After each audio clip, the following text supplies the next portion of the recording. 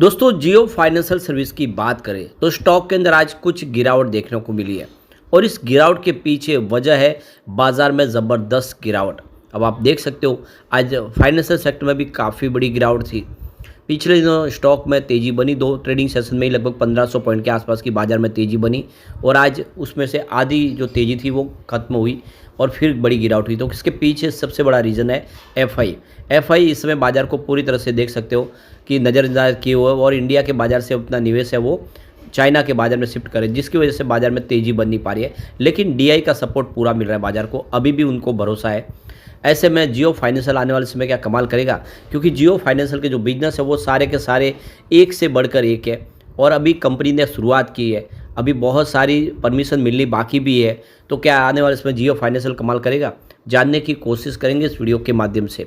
लेकिन फ्रेंड्स उससे पहले अगर आप पहली बार हमारे चैनल पे आए तो चैनल को सब्सक्राइब कर दीजिए, एक बेल आइकॉन दबा दीजिए ताकि जब भी नया वीडियो बने पहला नोटिफिकेशन आपको मिले। वीडियो पसंद आए तो लाइक से ज़रूर कीजिए।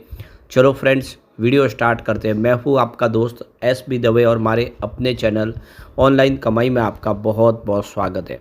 तो सबसे पहले जियो फाइनेंशियल सर्विस के कारोबार की बात कर ले तो स्टॉक की शुरुआत तो आज पॉजिटिव हुई 327 पर, कल क्लोजिंग 326 के आसपास थी, पॉजिटिव शुरुआत हुई लेकिन 328 का हाई भी बन गया, तेज़ी रह नहीं पाई। अगर आप देखें बाजार ने साथ दिया होता तो स्टॉक ऊपर की तरफ बढ़ता, लेकिन जिस तरह से माहौल निगेटिव हुआ, बाजार में एक तरफा गिरावट हुई। सुबह शुरुआत ही वैसे तो कमज़ोर हुई थी, उसके बाद बाजार एक तरफा गिरा है, जिसकी वजह से 320 का इसने लो बना दिया और अंत में क्लोजिंग 321 के आसपास रही है, जहाँ पे 1.47% की हमें गिरावट देखने को मिली। तो बिल्कुल यहाँ पे दबाव बन रहा है।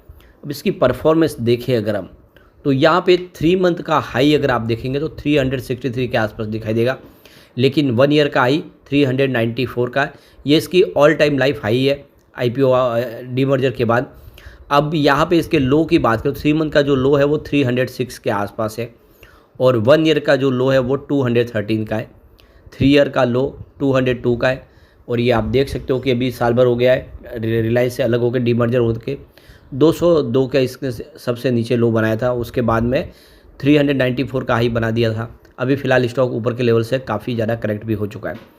अब इसकी परफॉर्मेंस अगर आप देखें तो स्टॉक काफ़ी समय से देख सकते हो कि एक सीमित दायरे में ट्रेड कर रहा है, 315 से लेके 330 के दायरे में ही ट्रेड कर रहा है, इससे न ऊपर जा पा रहा न नीचे जा रहा है। अब आप देख सकते हो कि ये स्टॉक यहाँ पे करीब देख सकते हो कि 28 अक्टूबर को 314 तक आ गया था, इंट्राडे में काफ़ी नीचे आया, लेकिन फिर इसके अंदर रिकवरी देखने को मिली और दूसरे दिन ये देखो इंट्राडे का जो हाई है वो 326 तक पहुंच गया, यानी नीचे जा नहीं पा रहे। जैसे नीचे ज़्यादा वहाँ से एक अच्छा खासा बाउंस बैक देखने को मिल रहा है और पिछले कुछ दिनों से अगर आप देखेंगे तो इसी रेंज में अभी फ़िलहाल 326 से ऊपर स्टॉक जा नहीं पा रहा है और जब तक ये इस लेवल को तोड़ेगा नहीं बड़ी तेज़ी की तरफ आगे बढ़ता हुआ दिखाई नहीं देगा स्टॉक। लेकिन अच्छी बात यह है कि 314 के नीचे भी नहीं जा रहा है। कंपनी के बिजनेस बहुत सारे शुरू हो चुके हैं, जिसमें आप देखते हो कि कंपनी का जो फाइनेंशियल ऐप शुरू हो चुकी है, जिसके माध्यम से आप हर तरह के यूपीआई पेमेंट ले सकते हैं, क्यूआर कोड के माध्यम से या आपके फ़ोन नंबर के माध्यम से आप हर तरह के पेमेंट कर सकते हैं और आप पेमेंट ले भी सकते हैं। इस तरह से जो बहुत सारी जो सेवाएं आप हर तरह के अपने बिल पे कर सकते हैं, चाहे वो लाइट का बिल हो या पानी का बिल हो या फिर आपके इंश्योरेंस के बिल हो, वो सारे आप बिल पे कर सकते हैं और ये सेवाएं काफ़ी शानदार है, यूनिक है और इसको और आने वाले समय तेज़ी से बढ़ाया जाएगा। इसके अलावा देखें तो आपके जो टोटल फाइनेंशियल प्रोडक्ट है वो भी कंपनी प्रोवाइड कर रही है हर तरह की, चाहे आपके कार के हो, बाइक हो या फिर फैमिली हेल्थ के लिए हो, हर तरह की इंश्योरेंस सेवाएं कंपनी दे रही है। और इसके लिए कम से कम इन्होंने 30 कंपनियाँ जो है अलग अलग इंश्योरेंस कंपनियाँ उनके साथ में टाइप कर लिया है और सबसे अट्रैक्टिव आपके लिए इस समय इंश्योरेंस पैकेज कंपनी लेके आ रही है, जो आने वाले समय दूसरी इंश्योरेंस कंपनियों को बहुत पीछे छोड़ सकती है। इसके अलावा इनकी तरफ से जो सर्विस दी जा रही है बैंक एनी टाइम एनीवेयर, यानी आप डिजिटल रूप से अपना बैंक अकाउंट खोल के सारी बैंकिंग सेवाओं का लाभ ले सकते हैं, कहीं आपको जाने की ज़रूरत नहीं है और बहुत ही कम समय में आप अपना बैंक का अकाउंट खोल सकते हैं और उसके माध्यम से सारे ट्रांजैक्शन कर सकते हैं, सारी सेवाओं का लाभ ले सकते हैं। एक नई सर्विस शुरू कर दी गई है, ये धनतेरस से की है इन्होंने। अब आप गोल्ड में निवेश कर सकते हैं। आप देख सकते हो कि जियो फाइनेंशियल ऐप के माध्यम से डिजिटल रूप से गोल्ड खरीद सकते हैं और आप चाहे तो उसको फिजिकल रूप से पा भी सकते हैं। तो लोग हर कोई चाहता है कि गोल्ड में इन्वेस्टमेंट करें, लेकिन आप समझ लो फिजिकल रूप से गोल्ड घर में रखें तो चोरी होने की संभावना होती है। ऐसे में आप ऐप के माध्यम से खरीद सकते हो गोल्ड और वो जैसे जैसे गोल्ड की प्राइस बढ़ेगी आपको उसमें बेनिफिट मिलेगा और जब चाहे आप उसको बेच के अपना जो है गोल्ड के बदले में अपना कैश कर सकते हो। तो ये बहुत अच्छी अपॉर्चुनिटी है इसमें, और आने वाले समय जो ये सारे बिजनेस है ये तेज़ी से इसके कारोबार को आगे बढ़ा सकते हैं। अब यहाँ पे सबसे बड़ी बात है कि जियो फाइनेंशियल SWOT के माध्यम से जानते हैं कि कितनी मजबूत कंपनी है। तो इसके अंदर सबसे ज़्यादा स्ट्रेंथ है 11 पॉइंट स्ट्रेंथ के, और इसके अंदर अपॉर्चुनिटी भी 7 है। इसका मतलब 18 पॉइंट है जो इसके फेवर में है। वीकनेस इसके अंदर 4 है और थ्रेड्स 4 है, तो 8 पॉइंट इसके निगेटिव है। 8 के सामने 18 पॉइंट पॉजिटिव, तो क्लियरली देख सकते हो कि जो पलड़ा भारी है वो पॉजिटिव पॉइंट का ही है। अब यहाँ पे क्या क्या स्ट्रेंथ है उसको एक बार देख लेते हैं। तो पहला पॉइंट है stock in buy zone with high momentum score last month. Second point है mutual fund increase share holding in past month. तीसरा पॉइंट पॉजिटिव है वो है annual profit growth higher than sector profit growth. और यहाँ पे अगर इसका चौथा पॉजिटिव पॉइंट देखें तो effectively using the capital to generate profit, ROC improving in the last 2 year. अगला पॉइंट पॉजिटिव है growth in net worth with increasing profit margin Q-on-Q। अगला पॉइंट पॉजिटिव है कंपनी विथ नो डेट, यानी किसी प्रकार का कंपनी पे डेट नहीं है इस समय। इसके बाद अगला पॉइंट अगर पॉजिटिव देखें तो increasing profit every quarter for past 3 quarters. इसके बाद अगला पॉइंट फिर से पॉजिटिव देख सकते हो वो है कंपनी विथ 0 प्रमोटर प्लेज। इसके बाद अगला पॉजिटिव पॉइंट है mutual fund increasing their share holding in last quarter. एक और पॉइंट पॉजिटिव और वो है mutual fund increasing share holding over past 2 quarters, यानी लगातार म्यूचुअल फंड ने अपनी होल्डिंग को बढ़ाए। तो ये इसकी स्ट्रेंथ है। कुछ कमजोरियां भी है यहाँ पे यानी वीकनेस। तो पहला पॉइंट देख सकते हो कि निगेटिव ब्रेकडाउन फर्स्ट सपोर्ट।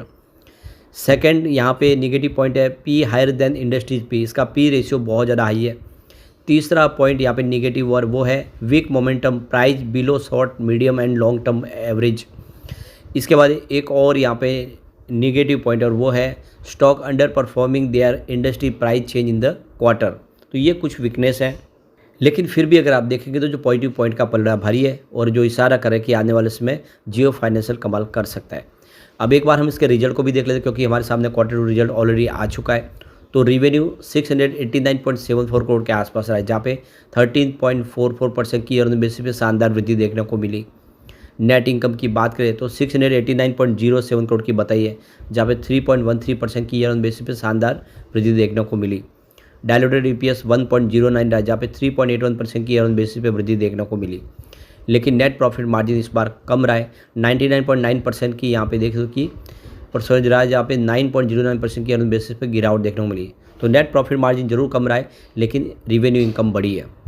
ऐसे में हम कह सकते हैं कि आने वाले समय जियो फाइनेंशियल बेहतर कर सकता है। फिलहाल अगर हम इसके टेक्निकल ट्रेंड्स देखें तो लॉन्ग टर्म के लिए इस समय बेयरिश दिख रहे हैं। फिलहाल अभी आगे भी सिग्नल थोड़े से कमज़ोर जरूर दिख रहे हैं, और शॉर्ट टर्म के लिए देखें तो फिलहाल न्यूट्रल है, यानी शॉर्ट टर्म में हो सकता है कि पॉजिटिव माहौल भी बने और बाजार ने साथ नहीं तो गिरावट भी हो सकती है। तो दोनों तरफ का इस समय माहौल बना हुआ है।